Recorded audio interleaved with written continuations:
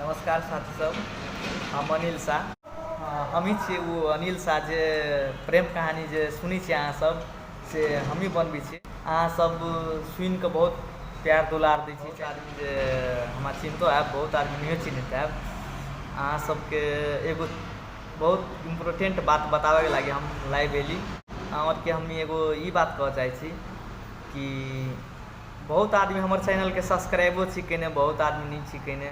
अहाँ सबसे रिक्वेस्ट है कि अहाँ सब प्लीज चैनल के सब्सक्राइब कर दू आ बेल आइकन घंटी के दबा दिया कि जते हम नया नया अपडेट सब चैनल पर चढ़ेबे वो अपडेट अहाँ के मिलत रहते।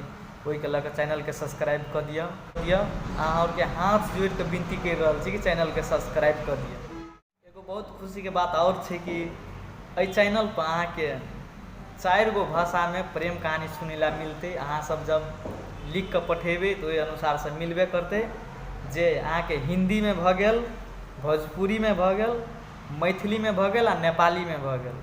अहाँ सब ई 4 गो भाषा में लिख के जब भेजबे तो जरूर प्रसारण करबे। जबकि मैथिली कार्यक्रम है, लेकिन में बहुत आदमी हुई से हिंदियों में सुनीला बहुत पसंद करेंगे। वही के लगे हम हिंदियों में बनेबे। अहाँ सब 4 गो भाषा में लिख के भेज सकी छी हमारा प्रेम कहानी। ये कही छी हम अहाँ सबके ये सूचना दी लागी लाइव में से खास करके जुड़ल छी। अहाँ सब लिख के भेजबे वही अनुसार से हम प्रसारण करबे।